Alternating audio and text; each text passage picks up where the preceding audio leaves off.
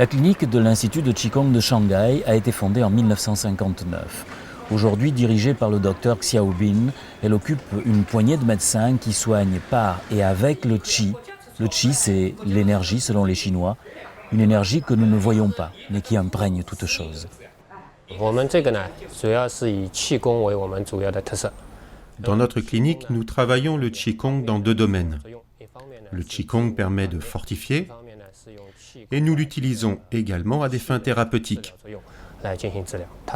C'est une méthode qui mobilise l'énergie de guérison chez la personne. Et dans cette clinique, on ne s'embarrasse pas de mots compliqués. On manipule et on travaille avec le Qi, on s'en sert pour soigner.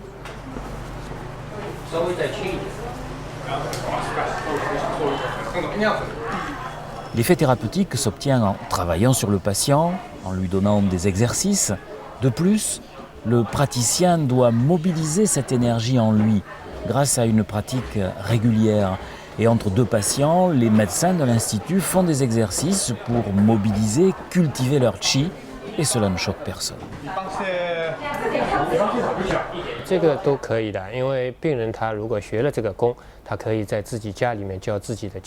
Les patients peuvent s'entraîner et pratiquer chez eux. Et même si l'on n'est pas malade, on peut se fortifier. Mais si l'on est souffrant, on peut se débarrasser de la maladie avec des exercices.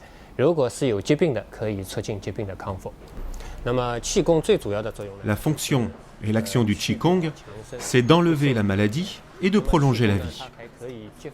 Le Qigong active les potentialités d'auto-guérison de l'organisme.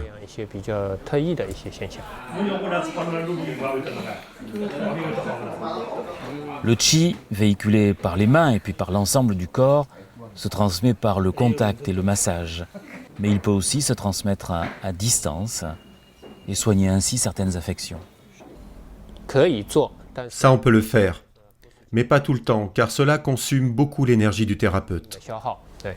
Ceux qui viennent se faire soigner dans cette clinique souffrent de douleurs diverses, mais parfois de problèmes psychologiques engendrés par des exercices de Qigong mal adaptés. La mobilisation et le travail de l'énergie ne sont pas sans conséquences sur l'organisme. Mais le Qi résiste toujours à l'investigation. L'Institut de recherche sur le Qi n'a pas encore trouvé et mesuré cette énergie dont on ne connaît et dont on ne voit pour le moment que les effets. On a fait beaucoup d'expériences et quelques découvertes. Mais pour approcher la vraie nature du Qi, il y a encore un long chemin à faire. À mon avis, le Qi est une composante matérielle, certes, mais aussi philosophique. Si on cherche dans le domaine matériel, on ne peut, à mon sens, dévoiler totalement la matière du Qi. On peut seulement en découvrir une partie. Cela fait maintenant plus de 10 ans que l'Institut Xinan, centre de formation et d'apprentissage de techniques de Qigong en France, fréquente cet institut avec ses élèves. L'Institut Xinan est un institut qui est spécialisé, on peut dire, un petit peu dans le Qigong, dans le travail de l'énergie interne. Et donc, en venant ici à Shanghai avec l'école de médecine, eh bien, nous avons cherché ce qui se travaillait, ce qui se développait en matière de Qigong sur la Shanghai. Et nous avons trouvé cette clinique, le Qigong, où travaille notamment le professeur Dong Miaoshang, qui a été, on peut le dire, notre maître, notre instructeur. Le travail de Qigong se développe à partir du Tuina, du massage traditionnel chinois. Et en fait, le Qigong, c'est un travail interne. Donc, si vous voulez, il n'y a pas de différence essentielle dans la manifestation extérieure. C'est plutôt une pénétration du Qi à l'intérieur par le travail interne du praticien lui-même.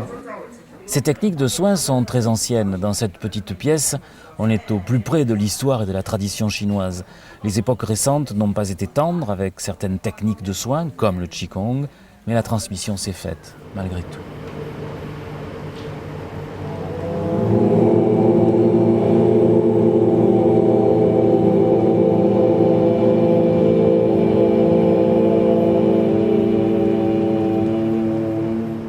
Le Qigong, c'est quelque chose de très traditionnel, ça a plusieurs millénaires. Le travail sur le Qi, c'est la base même de la culture chinoise, dans tous ses aspects. Et le travail médical du Qigong aussi a toujours existé en Chine.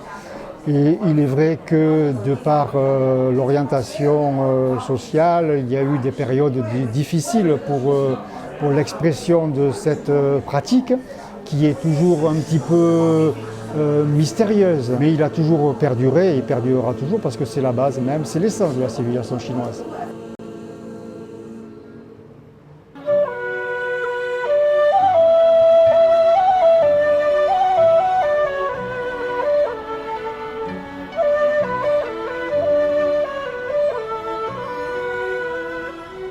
Ce travail et ces techniques sont accessibles à tous.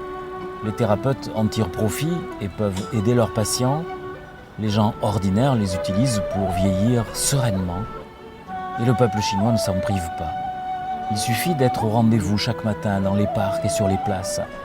Shanghai s'éveille avec de drôles de paroissiens qui portent fièrement leurs 70 ou 80 ans.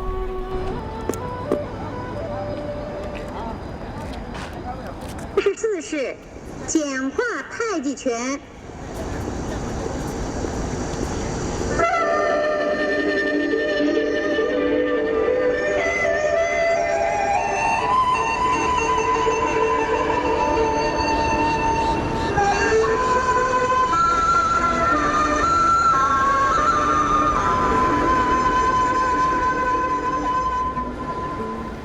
Et il en est un qui arrive tous les matins à 5 heures devant le stade olympique de Shanghai. Il s'appelle Maître Ding, il est professeur de tai chi. Maître Ting, ça fait 10 ans, cette année ça fait 10 ans. Nous l'avons rencontré donc par hasard devant l'hôtel. Il pratiquait avec simplement 5 ou 6 disciples. Et puis petit à petit son groupe s'est constitué et étoffé. Et maintenant il y a une cinquantaine de personnes qui pratiquent régulièrement avec lui. D'accord. Un bâton. Enfin, on se rend compte que dans les gens qui pratiquent, il y a quand même pas mal de gens âgés. Oui, parce que les gens âgés sont à la retraite, ils ont du temps, ils sont disponibles, c'est évident, mais il y a quand même des jeunes. Bon, dans le groupe constitué par Maître Ting, évidemment, c'est un groupe un petit peu plus âgé. Mais si on va dans d'autres quartiers, dans d'autres coins, on trouvera des jeunes qui ont des pratiques un petit peu plus dynamiques, évidemment, adaptées à leur âge.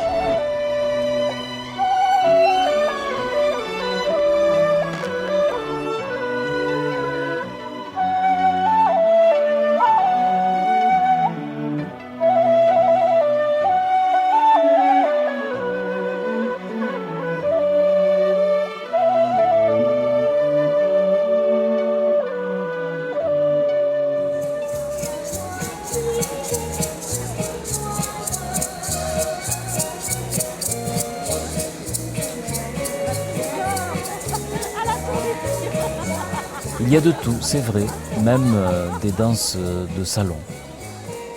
Mais la symphonie des parcs vibre tout de même aux notes du tai chi et du qigong. Il y a des visages impressionnants de beauté, de tranquillité, de sérénité. Et tout cela au milieu d'une grande ville de 20 millions d'habitants.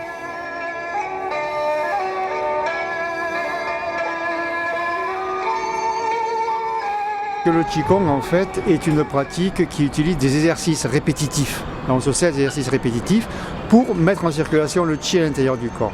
Voilà. Ces exercices ont pour but donc de débloquer l'énergie et de la libérer dans les circuits. Donc on utilise pour cela des mouvements qui ont une action sur les méridiens, sur les points d'acupuncture. Voilà. Tandis que le tai chi, nous sommes dans une forme continue, c'est-à-dire qu'il n'y a pas de répétition d'un mouvement. C'est une forme donc, qui se déroule, elles sont plus ou moins longues, il y a beaucoup de différences entre elles, mais le Qi est, disons, libéré naturellement par le mouvement lui-même. On ne cherche pas à avoir une action sur tel ou tel méridien, tel ou tel point d'acupuncture précis. Voilà. C'est quelque chose de beaucoup plus continu et beaucoup plus souple, beaucoup plus doux en principe.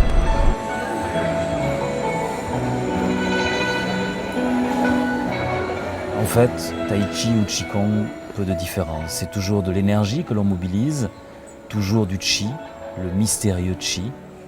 On ne l'a pas découvert, mais chacun peut en constater les effets sur l'organisme.